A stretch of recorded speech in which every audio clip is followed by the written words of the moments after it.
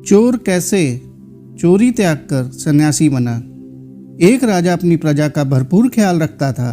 राज्य में अचानक चोरी की शिकायतें बहुत आने लगीं। कोशिश करने पर भी चोर पकड़ा नहीं गया। हार कर राजा ने ढिंडोरा पिटवा दिया कि जो चोरी करते पकड़ा जाएगा उसे मृत्युदंड दिया जाएगा। सभी स्थानों पर सैनिक तैनात कर दिए गए।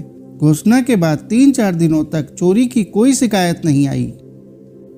उस राज्य में एक चोर था जिसे चोरी के सिवा कोई काम आता ही नहीं था।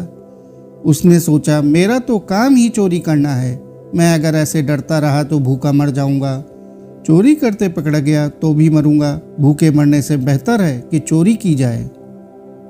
वह उस रात को एक घर में चोरी करने घुसा। घर के लोग जाग गए, शोर मचाने लगे तो चोर भागा। पहरे पर तैनात सैनिकों ने उसका पीछा किया। चोर जान बचाने के लिए नगर से भागा।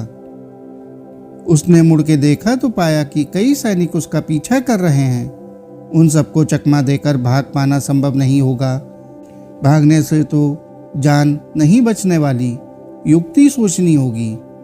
चोर नगर से बाहर एक तालाब किनारे पहुंचा। सारे कपड़े उतारकर तालाब में फेंक दिया और अंधेरे का फायदा उठाकर एक बरगद के पेड़ के नीचे पहुंचा। बरगद पर बगुलों का बास था। बरगद की जड़ों के पास बगुलों की बीट पड़ी थी। चोर ने बीट उठाकर उसका तिलक लगा लिया और आंख मूंद कर ऐसे स्वांग करने बैठ गया जैसे साधना में लीन हो। खोजते खोजते थोड़ी देर में सैनिक भी वहां पहुंच गए, पर उनको चोर कहीं नजर नहीं आ रहा था। खोजते खोजते उजाला हो रहा था और उनकी नजर बाबा बने चोर पर पड़ी। सैनिकों ने पूछा, बाबा इधर से किसी को आते देखा? पर ढोंगी बाबा तो समाधि लगाए बैठा था। वह जानता था कि बोलूंगा तो पकड़ा जाऊंगा, सो मौनी बाबा बन गया और समाधि का स्वांग करता रहा। सैनिकों को कुछ शंका तो हुई, पर क्या करें, कहीं सही में कोई संत निकला तो। आखिर उन्होंने छुपकर उस पर नजर रखना जारी रखा। यह बात चोर भाप गया। जान बचाने के लिए वह भी चुपचाप बैठा रहा। 1 दिन, 2 दिन, 3 दिन बीत गए। बाबा वहां बैठा रहा।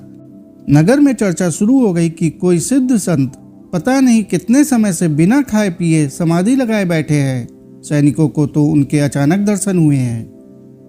नगर से लोग उस बाबा के दर्शन करने को पहुंचने लगे। भक्तों की अच्छी खासी भीड़ जमा होने लगी। राजा तक यह बात पहुंच गई। राजा स्वयं दर्शन करने पहुंचे। राजा ने विनती की, आप नगर में पधारे और हमें सेवा का सौभाग्य दें।